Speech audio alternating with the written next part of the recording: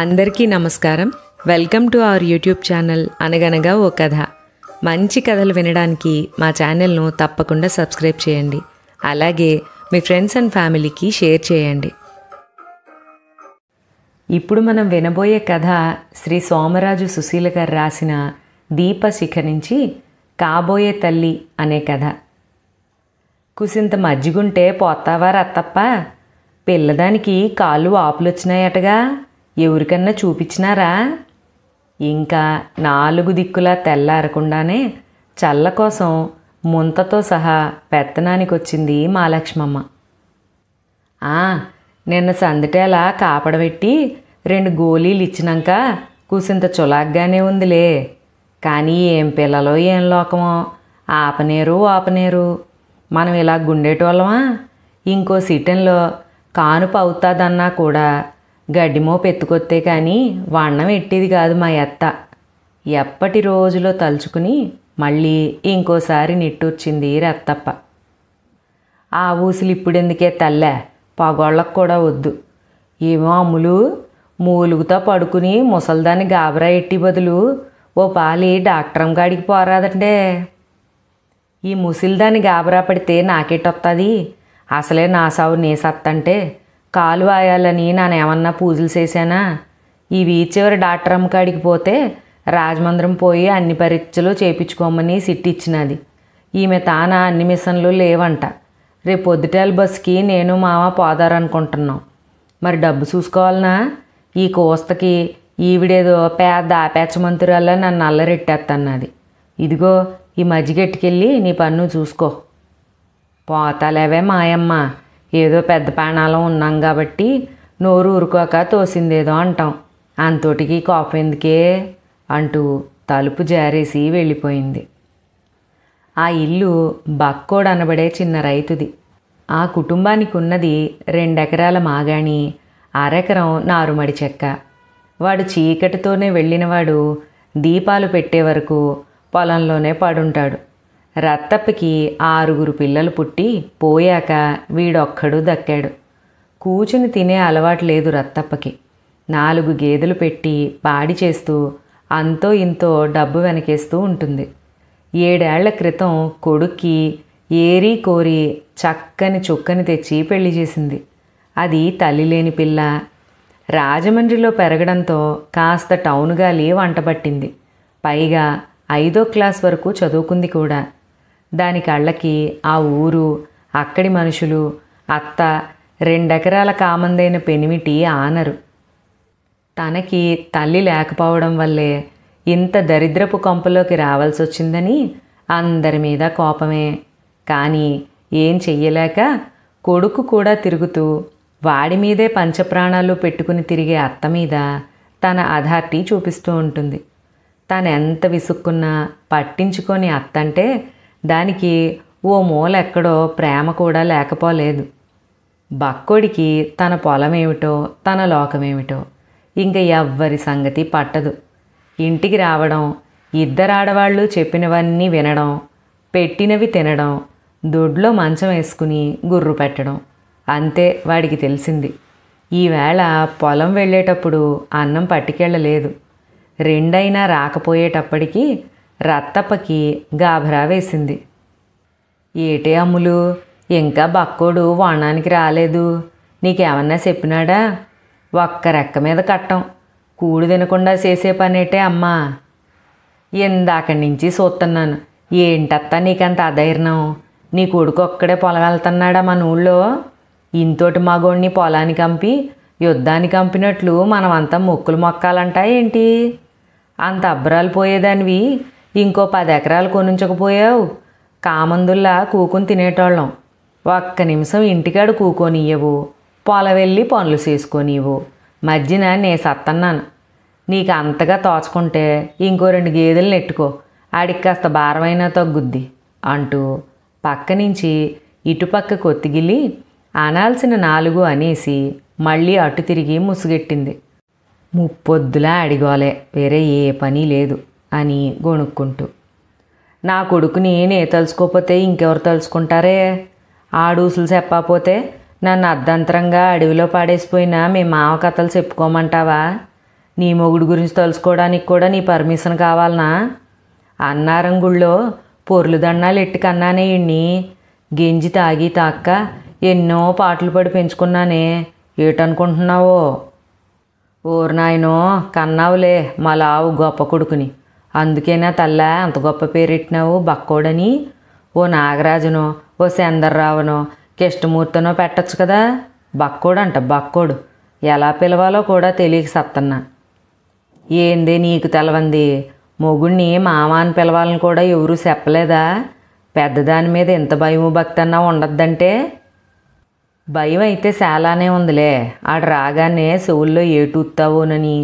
భక్తి ఎందుకు? నువ్వేమైనా అంకాలమ్మోరివా? నీ కొడుకొచ్చేదాకా నాకు కూడెట్టవా? మనం ఎలాగూ భజించేయటమేనా? అయ్యో తల్లి పద, మర్చిపోయాను, ఉత్తమడిసివి కూడా కాదు అంటూ గబగబా 2 గిన్నెల్లో అన్నం వడ్డించుకొచ్చింది. ఇద్దరూ తింటూ ఉండగా దిగబడ్డాడు వాళ్ళ కళ్ళ దీపం. నువ్వు తిని పడుకోవే అమ్ములు, నా నెడతాలే వాడికి అన్నం అని లేవబోయింది. ఇగో అత్త, నువ్వు ఆతలకెళ్ళు, కడుపు నిండేలాగా నే పెడతాలే అని అమ్ములు మంచినీళ్లు తెచ్చి ఇచ్చింది. ఏమిరా నాయనా, ఎంతసేపు చూసి ఇప్పుడు తింటాను, పనిలో పడితే ఆకలి తెలవపోతే ఎలాగయ్యా అని కొడుకుని చూసి బాధపడింది. ఏం లేదు లేవే, నిన్నిద్దరం డాక్టర్ అమ్మ కాడికి వెళ్ళినాం కదా, ఆమె రాజమండ్రం పెద్ద డాక్టర్ అమ్మ దగ్గరికి వెళ్ళమని చిట్టిచ్చింది. ఏయో పరీక్షలు చేయించుకోవాలంట. ఎంతటికి వెళ్ళమన్నారంటే 1000 రూపాయలన్నా ఉండాలంది. ఇప్పుడే మన సీతారావుల మ్యాటర్ ఇంటికి పోయి వస్తున్నాను. వడ్డీ అక్కర్లేదులే, పంటల్లో ఇచ్చేయమని 1000 రూపాయలు ఇచ్చాడు. ఆయన గారితో పాటు బ్యాంక్ వెళ్ళి డబ్బులు తెచ్చి ఇప్పటికి ఇదిగో ఈ జామ అయింది అన్నాడు. తెల్లవారుతూనే కోడల్ని లేపి తల దువ్వి జడేసింది. 2 మందార పూలు కోసుకొచ్చి తల్లో పెట్టింది. పులుసన్నం కలిపి ఇద్దరికీ క్యారేజీలో కట్టించి రోడ్డు దాటే వరకు చూసొచ్చి లోపల పనిలో పడింది. అలవాటుగా పనులు చేతులు చేసుకుపోతున్నాయి కానీ మనసంతా పిల్ల మీదే. ఒకటే గుబులు. ఎలా బయలుదేత్తావురా ఓ సత్యనారాయణ స్వామి? తండ్రి, తల్లి బిడ్డ ఏర్పడ్డాక నీ కొండకొత్తాను నాయన. అసలే తల్లి లేని పిల్ల, నువ్వు ఒక కంటి కాయాల. నే మొక్కిన మొక్కులేయన్నా మర్చిపోతే ఆనక నే తీరత్తా గాని బిడ్డ జాగ్రత్తరా తండ్రి. మొన్న నాగుల చవితికి పాలు పోసినాం కదా నాగులయ్యా, మరి కడుపు సలకోసరమే కదా. మా ఇంట సంటోడు ఎప్పుడు పారాడతాడనని ఎదురు చూసి కళ్ళు కాయలు కాసిపోతున్నాయి. మాకు అన్ని భాగ్యాలు బిడ్డలతోనే కదా. అది కూడా ఎంత ముచ్చట చేస్తున్నావేంటి భగవంతుడా అని సాయంత్రం వరకు తనకి గుర్తొచ్చిన దేవతలను అందరినీ నిలదీస్తూనే ఆ పని ఈ పని చక్కబెట్టుకుంటుంది. రాత్రి 10 అవుతోండగా మొగుడు పెళ్ళాలిద్దరూ ఇల్లు చేరారు. నాకు ఆకలి కావట్లేదు అత్త, మావ నేను ఇడ్డెన్లు తినేసి బస్సు ఎక్కినాం, నన్ను లేపమాక అని అంటూ వస్తూనే కాళ్ళు చేతులు కడుక్కుని చాప పరుచుకుని దుప్పటి ముసుగెట్టేసింది అమ్ములు. రత్తప్పకి కాళ్ళు చేతులు ఆడలేదు. ఏందిరా బాబయ్య, ఏటన్నది డాక్టరమ్మ, అంతా సరిగ్గానే ఉందంటనా? ముసిముసిగా నవ్వుకుంటూ, నువ్వు పిల్లలో అని మాలావు గోలెట్టేసినావు కదా, దేవుళ్ళందరూ పోటీలు పడినట్టున్నారే, నీ కోడలి కడుపులో కవళ్ళున్నారంటే అన్నాడు. అబ్బో, ఎంత తీపి కబురు చెప్పావురా నాయన, ఇంక ఇల్లంతా పండగేరా. ఇద్దరూ మగోళ్ళేనంటే. ఏమే అమ్మాయా, నా తల్లే, ఎందుకంత గుబులుగుండావు? ఏటోనని అడిలిపోతాండాను. మీ మామ కవలల్లో వాడే కదే. 9 పడంగానే రాజమండ్రం వెళ్ళిపోదాం. ఆ డాక్టర్ అమ్మ ఆసుపత్రి కాడే ఒక గది తీసుకుందాం. నే ఉండా కదే, ఏంటన్నావా అని ఓ మూలుగు వినిపించింది. పండుకోలే మాయమ్మ, బస్సుల్లో ఒళ్ళు అదిరిపోయి ఉంటుంది, పొద్దున్నే లెక్కొడతాలే. దీపం తగ్గించి రత్తప్ప కూడా నిద్రోదాం అనుకుంది కానీ కన్ను మూతపడితేనా. అసలే బక్కోడు పేరేందని గునస్తా ఉంది. రాముడు లక్ష్ముడు అని పేరెట్టాలి. ఖర్చు అయితే మానే ఓ మంచి పాడావుని తోలుకు తెచ్చుకోవాలి. ఇంకెంత పనో. తెల్లవార్లు ఇంట్లో పారాడబోయే మనవల్ని తలుచుకుంటూ ఒకటే సంబరం. తెల్లవారుతూ ఉండగా కన్ను మూతపడింది. ఈ లోపల బక్కోడు లేవడం, పొలం వెళ్ళడం కూడా అయిపోయాయి. సూర్యుడు సగం నెత్తికెక్కే టయానికి లేపంగా లేపంగా లేచి నీళ్లు పుక్కిలించి కూచుంది అమ్ములు. కాఫీ గ్లాస్ చేతికిచ్చి పక్కన కూర్చుంది రత్తప్ప. ఏటమ్మా రేతిరి నుంచి అలాగున్నావు? గుబులు పడుతున్నావా ఏంది? ఏ వైద్యకాలు లేని రోజుల్లోనే మా అత్త 2 తూర్లు కవలల్ని కనలేదా? వాళ్ళందరూ మహారాజుల్లో బతకలేదా? ఎందుకురా నీకంత భయం? మావంతా లేమా? లేదులే అత్త, ఊరికే ఒళ్ళు అదిరినట్టయి అలాగున్నాలే, మాపటికి తగ్గిపోద్దిలే అంది. ఆ పూటకు అలా సరిపెట్టుకున్న ఆ పిల్లదాని ముఖంలో మునుపటి కళ లేదు. కిటికీ పక్కన కూర్చుని ఒకటే ఆలోచన. అన్నం సగం సగం తినడం, మధ్యలోనే లేచిపోవడం. ఓ నవ్వు లేదు, తుళ్ళు లేదు. ఎదురు సమాధానం చెప్పడం అసలే లేదు. దాంతో రత్తప్పకి గాబరా ఎక్కువైపోయింది. అయ్యేదేదో అయ్యేది. ఇప్పటి నుంచి కవల్లని తెలియడంతో పిల్లది గాబరా పడిపోతుంది. ఆ రాజమందిరం వెళ్లకుండా ఉన్నా పోయేదని రత్తప్ప 4 రోజులాగి బక్కోడినే కదిపింది. ఏట్రా బక్కోడా, మీ ఆవిడ అలాగుంటున్నది? నిజంగా డాక్టరమ్మ ఏటన్నది? భయం లేదు కదా?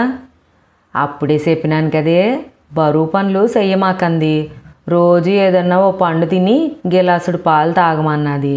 ఓ ఎర్రగోలి తెల్లగోలి దినం 2 తూర్లు వేసుకోమన్నది. నెలకో పాలొచ్చి చూపించుకోమన్నది. ఇంకేటైనా తేడా ఉంటే ఆమె ఇంటికి పంపిస్తుందా? దీనికి కత్త తెలివి ఎక్కువయ్యి ఎడుతుందిలే. తెలివి ఎక్కువ అవడం ఏందిరా, నాతో చెప్పరాదా? వాళ్ళ పిన్నమ్మకు కబురెట్టిదా? పురుడైందాక మనతో ఉంటుంది. అదేం అక్కర్లేదు లేవే, నీకు తెలిస్తే తిడతావని నేను ఇన్నాళ్ళు అనలా. ఇగో మామ, నువ్వు నోరు మూసుకుని ఆతలకెళ్ళు. ఆడంగుల్లో పెదబావలాగా నీకు ఎక్కడేం పని? నీకు అవసరం ఎందాక సత్యమని వచ్చిపోయాడు, ఏటో పోయి కనుక్కోరాదు. ఏంటే నీ కథ? నాతో ఆడు మాట్లాడితేనే ఆడంగులు సభ అయిపోయిందా? ఏంటి ఇంతకీ నీ బాధ? అమ్మ అన్నా చెప్పవు, తల్లి అన్నా చెప్పవు. నీలో నువ్వే కుళ్ళతా ఉంటే మాకెలా తెలుస్తుంది? ఎన్నాళ్ళకి భగవంతుడు కళ్ళు తెరిచి ఇల్లంతా నింపతన్నాడని మేము మురస్తా ఉంటే నీ ఏడుపు ముఖమేంటి? నానేమన్నా దొంగలెత్తిస్తున్నానా, దోలాలెత్తిస్తున్నానా? నీకెందుకు నా ఊసు? నా ఏడుపేదో నేను ఆడటానికి కూడా స్వతంత్రం లేదా ఈ కొంపలో? అదే నేను అడిగేది. ఎందుకు ఏడుస్తున్నావో చెప్పాడవపోతే ఎలా తెలుస్తుంది? నీకు అర్థం కాదులే. ఒక్క కొడుకుని ఎట్టుకుని ఉన్నది మన్నది ఆడికే ఎట్టుకుంటావు. సందేళ్లకల్లా కులకతో కొడుకుతో ముచ్చట్లు వేసుకుంటావు. ఆడిక పెద్ద సంపాదన చేసే తెలివితేటలు లేవు. ఎద్దులా సాకిరీ చేయమంటే చేస్తాడు. 2 ఎకరాలతో మా రోజులు ఎలాగైనా వెళ్ళిపోతాయి. మరి నా బిడ్డలు గతేంటి? 2 మగాళ్ళు పుట్టి ఇక్కడేం తిని పెరుగుతారు? ఏం చదువుకుంటారు? ఇంతోటి జమీందారీ పంపకాలు ఎడితే వాళ్ళకేటొస్తుంది? అసలు నేను కనుక్కునే బిడ్డలకి దరిద్రం రాకూడదురా అని నేను ఇన్నాళ్ళు బిడ్డలు వద్దనుకున్నా. పైకంటే చచ్చిపోతావని ఎప్పుడు నోరిప్పలా. పోన్లే ముసలిది మరీ చచ్చిపోతుంది, ఓ బిడ్డని ఎలాగో కని పెంచుకుందాంలే అని ధైర్యం చేస్తే ఇంతోటి మన వైభవానికి 2 పుడతారంట మహారాజులు. ఎలాగరా భగవంతుడా అని బెంగెట్టుకుని సత్తన్నా. విన్నావు కదా నా ఏడుపుకి కారణం? నీ కళ్ళు చల్లబడ్డాయి కదా, ఇంక నిమ్మలంగా ఉండు. నోరు తెరుచుకుని కోడల మాటలు వింటున్న రత్తప్ప పకపక నవ్వేసింది. ఓసి నీ ఇల్లు బంగారంగాను, ఇంకా చిన్నపిల్లవ అనుకుంటున్నానే. నీ పొట్టలో ఇంతంత ఆలోచనలు ఉన్నాయంటే నేను నా కొడుకుతో కూసింత మాట్లాడితేనే ఎటకారాలు ఆడతావు. ఇంకా భూమి మీద పడిన బిడ్డల మీద నీకు ఎంత భయమే? ఎలా బతుకుతారవునని భయం ఏంటే? మన పక్క మేడ రాజమ్మకి ఇంక బిడ్డలు పుట్టరని చెప్పారంట కదా, తెగ బాధపడిపోతుంది. ఒకడిని ఆమెకి పెంపుకిద్దారి. పాలోళ్లే కదా, ఆ అత్తి మొత్తం ఆడికే వస్తుంది. నువ్వు ముందు కానీ ఓ నెలలు పెంచినాక బరువు ఉందని చెప్పు, అప్పుడు ఆమెతో మాట్లాడదాం. ఎప్పుడు కలకల్లాడుతూ ఉండాల. అట్టా పోయి 4 బంతిపూలు తెంపుకురా, గుమ్మానికి కడదాం నెగుమరీ అంది రత్తప్ప. ఇక్కడితో ఈ చక్కటి కథ సమాప్తం. మరొక మంచి కథలో మళ్ళీ కలుసుకుందాం. అంతవరకు సెలవు.